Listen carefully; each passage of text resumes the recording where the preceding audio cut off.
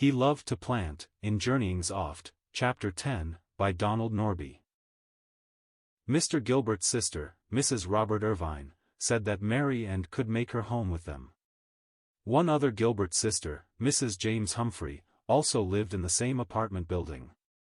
Mary and would be surrounded with relatives. It was decided that she would move there after school was out. Chicago would be Mr. Gilbert's home base again, although he expected to travel much. But what of the Christians that he had been teaching in Tucson? Could they carry on? After a baptism, 12 or so met in the Gilberts' home to break bread.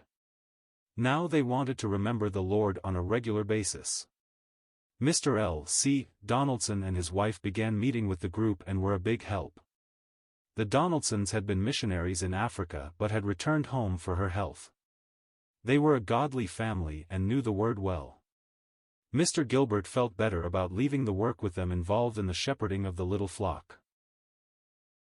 He felt happy too that Martha Bailey, who was like a part of the family, was engaged to be married to a young contractor named Kermit Estrich. Both Kermit and Martha were active in the assembly and later their home became a blessing to many. She would not be deserted by their moving to Chicago. After spending some time with Mary and in Chicago and seeing her settled, he revisited areas where he had worked previously. For some years now Mr. Gilbert was marked by a restlessness. He had no real home and by being very busy he could forget his sorrow and loneliness. His hair had turned white. Friends said it seemed to turn white overnight when he lost both his son and wife. But he was possessed by boundless energy and was on the go constantly. That summer he revisited Indiana, Illinois, Iowa and Missouri. Then he headed back to Tucson for the fall and winter. It was good to see the little flock again. They were going on for God. He became active again in radio work and Bible classes.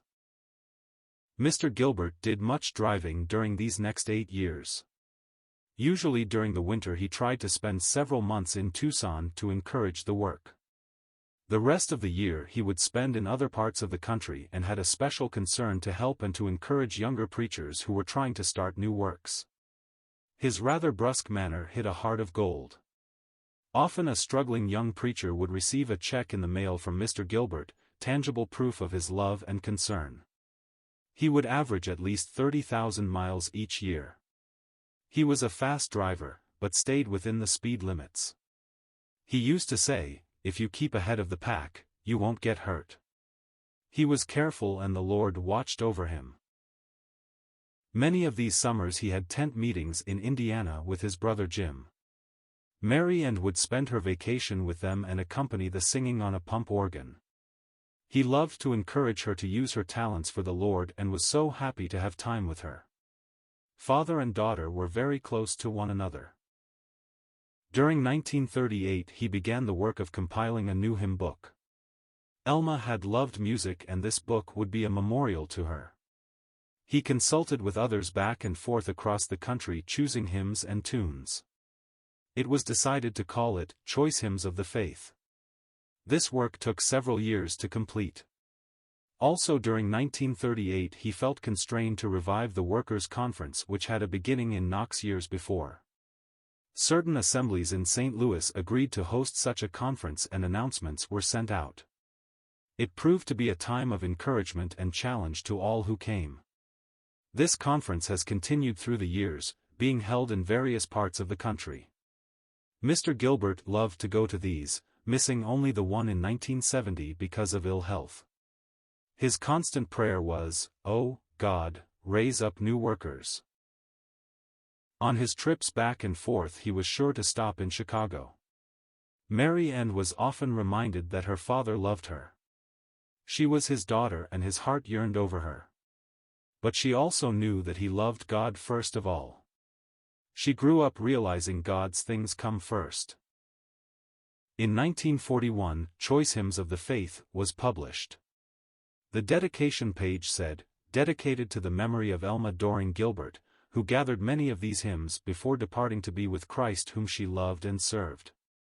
It is a selection of 545 hymns and choruses for general Christian singing.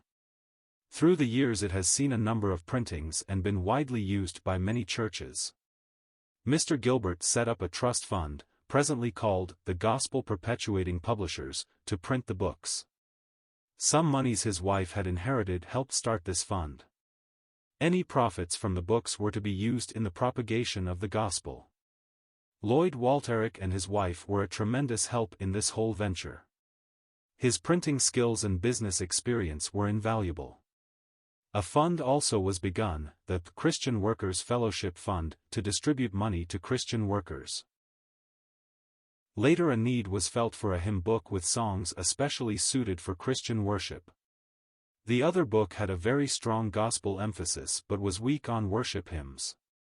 Mr. Gilbert began to work on this and was tireless in consulting with men across the country. A. P. Gibbs, Harold Harper, George Landis, William Pell, and many others were consulted and gave suggestions.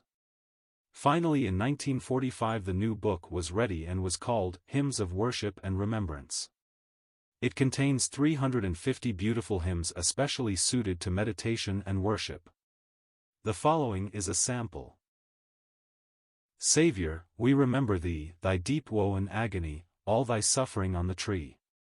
Savior, we adore Thee.